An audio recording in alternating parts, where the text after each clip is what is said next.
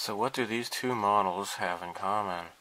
Well, the basic shape is fairly similar, you could say, with you know, the two forward pointy thingies, for lack of a better term. They're both designed by Ralph McQuarrie. But other than that, both of these kits are in severe need of decent pilot figures. Now this one does not have a pilot figure at all. It just has an empty seat. As for this kit, while it's really nice, and you know there was a fine molds 1/48 scale. I think this is like technically this is like a 1/32 scale or whatever, I don't know. Fine molds had made a 1/48 scale, and that is kind of hard to come by now, even here in Japan. The Bandai release is just looming around the corner. But this old AMT kit was pretty nice. However, it was really lacking some decent figures. And so I did my best. I painted this like, this is before my daughter was born, so this is like, what, at least 6 years ago. I don't know. Obviously, AMT, or originally this was MPC, they made these figures without proper reference material. They have parachutes, and I did my best to try to, I tried to just paint it black and paint some buttons on it to make it look like, they were holding like those little consoles and such. I painted the orange and the white and all that. I think I also did a fairly decent paint job on the helmets. I mean, for what, going back probably about 6 years at least, I think. My skills were not as good then as they are now, of course, but I even put the little Rebel Alliance insignia on that one as best I could. These pilots are just not really that good at all, and I'm just gonna bust these guys out and say goodbye. And people make fun of how long the arms are compared to how tiny their legs are. When they're inside with the cockpit closed, you won't even really notice that too well. But still, they're not that great. They're not that great. So, the most important thing that these two model kits have in common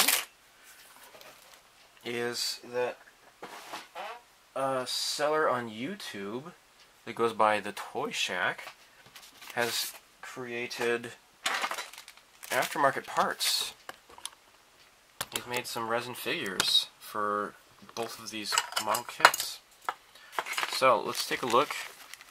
I just got this. He sent this from Canada, and I got this like about maybe within a week or so, I think. Pretty nice. I think the Canadian postal system might be better than the American one right now, maybe. I don't know. So it was certainly cheaper for the sending fee, that's for sure. Now this is the Buck Rogers pilot. He's pretty well detailed, I imagine. The helmet's pretty spot on, I think. The uniform is pretty authentic, as best as I can remember. Now, I would not pass this guy off as Gil Gerard, I don't think.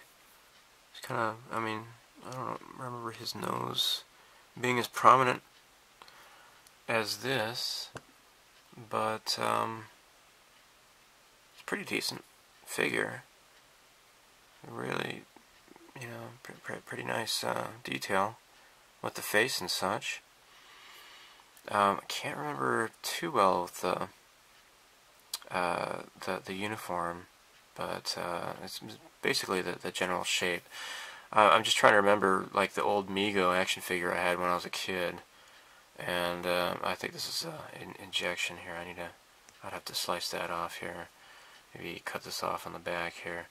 But in all, pretty decent. The helmet's pretty nice. I definitely remember that. I've been slowly going through the DVDs. I got the DVD box set, you know.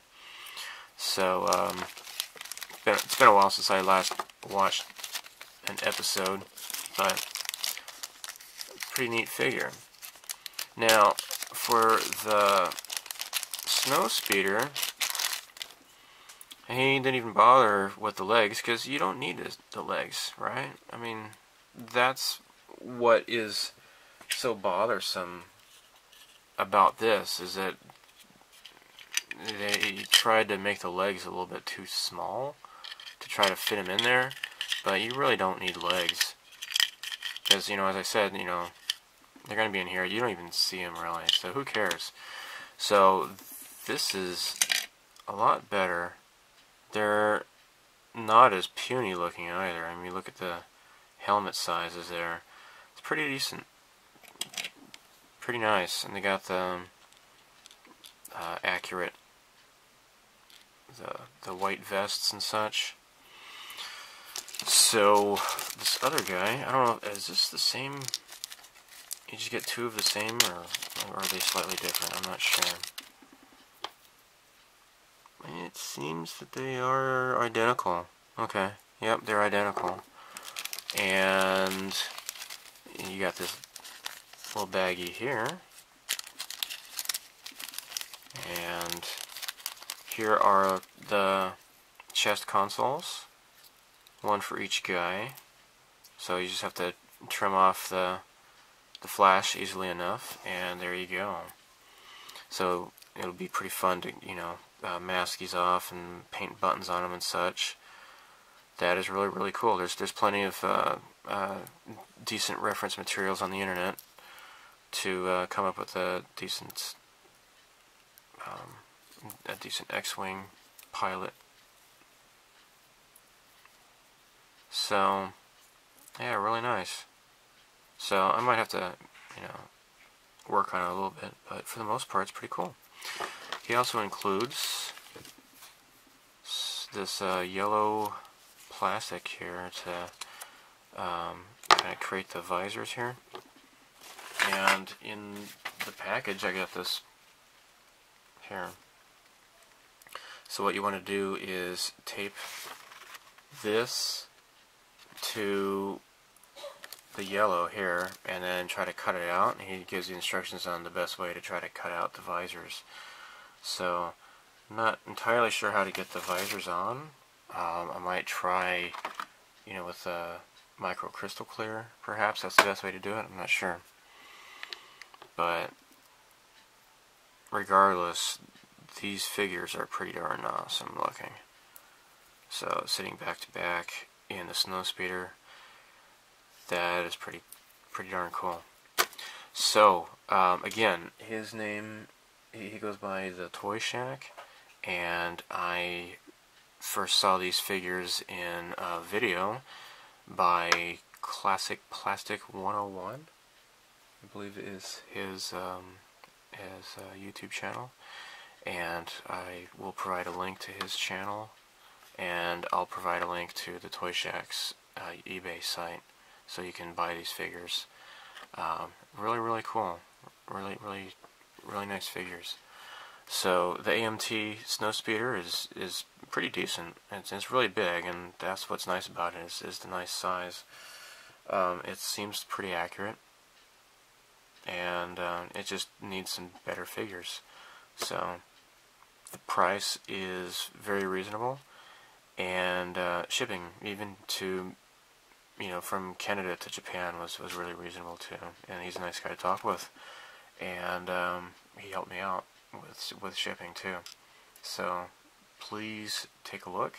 And I don't know when I'll get around to doing these. You know, every year that goes by, I always feel like doing the Buck Rogers, the model kit build. And now that I have this, it really is inspiring me to try to build that sooner than later. So anyhow, thanks for watching. And for those of you who are probably thinking, gosh, I wish this guy would, make more build videos instead of just talking about models. Well, I have been pretty busy, and I have recently created a Tumblr account so that you could see the stuff I'm working on with pictures, and even stuff that is not featured on the YouTube channel, like other model builds that I work on. I will be posting images to my Tumblr account, which is stevethefish.net.tumblr.com, if I remember right. I'll provide a link to that as well. So anyhow, thanks for watching. May the Force be with you.